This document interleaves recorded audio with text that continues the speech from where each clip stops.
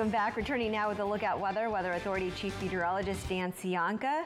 A lot of people watching football this weekend, maybe doing a little grilling, maybe looking nice. Looking pretty nice this weekend. No big change. No storms coming anyway. That's the one Good thing news. we've been watching out for. Here's a live look from Domenico's on the wharf tonight, looking at mostly clear skies this evening in Monterey.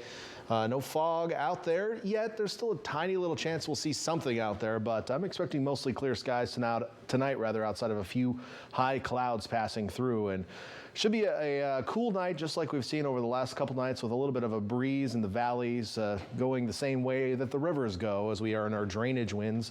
But you can see on our nighttime clouds and visibility right now looking pretty good across the region. Take a look at some temperatures right now. We're in the mid to upper 50s for most cities around the bay. Still a little warmer in Santa Cruz, and a few spots still in the 60s inland. And just a few minutes ago, about an hour ago, in fact, we had a nice sunset here in Salinas. So a few high clouds just kind of coming in from the east. It's going to be a mostly clear night. Temperatures dipping into the 40s by 10 p.m. tonight. The sunset just a little before 5:30 p.m. And that keeps getting later and will keep getting later until June. So that's exciting as well. The bigger picture showing high pressure off to the north. It moved a little bit to the east today. So with the ridge axis moving over, we're going to see this area of low pressure try to sneak through over the next couple of days. So we'll start to see some high clouds from it tonight. There'll be a few tomorrow, and then it's going to pass by on Saturday. And I would not actually be surprised to see those clouds and associated moisture show up on radar on Saturday as it passes over. Unfortunately, there's a very dry layer in between those clouds and the ground. So while we definitely need a few of those raindrops to reach the ground, I just don't think it's going to happen. Here's the drought update. Most of the state could use a few more raindrops. We got a good month of December in, so at least we had that. But January going into the books is a very dry one. No change this week. 0% of the state in exceptional drought, 1% in extreme drought. You can find that in Northern California. Here locally, we remain in severe drought for most of the viewing area around the bay and into San Benito County, and then southern Monterey County remains in moderate drought, which isn't too bad, but certainly we could take a little bit more moisture. Futurecast is showing skies staying mostly clear overnight. As I mentioned, you can't rule out just a patch of fog. We've seen a little bit of that over the last couple of nights, but there's a lower chance of it tonight than last night as the air did dry out a bit today.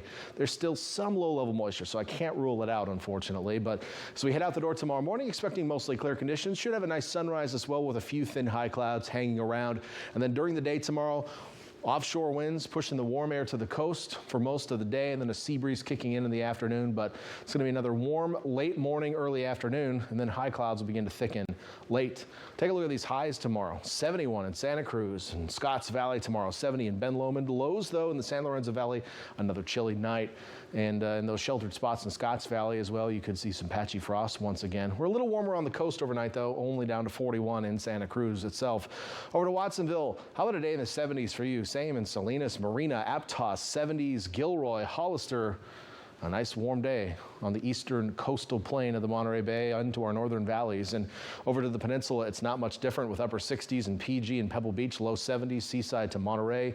And then down south, some of our cooler highs will be in some of our typical hot spots. And the reason is, at this time of year, if we get offshore winds, you have the highest potential for warm air near the coast because it's the lower elevation. Places like Parkfield that are typically very hot in the summertime are at a higher elevation. You know, so it's harder for them to get warmer in the winter. 66 for your high in Parkfield, but how about 71 in Carmel Valley tomorrow, a little closer to the coast. Over the next 7 days, temperatures cooling off a bit this weekend with increased high clouds coming by, but still pretty mild for this time of year. And we'll kick off most of next week in the seasonable range. We'll have some wind, I think, on Thursday as winds shift back offshore. That'll warm us up a bit Wednesday, but otherwise looking at a dry, mostly sunny week next week with a few clouds to start the week, and that's about it. Inland areas also cooling off a bit this weekend, and then next week looking more seasonable after a couple of warmer days. Our lows will be a little bit warmer as well, but in the meantime, no rain on the horizon. It's looking pretty dry for at least a couple weeks. All right, we could use the rain, but this weekend we're okay with not having it. Thanks, Dan.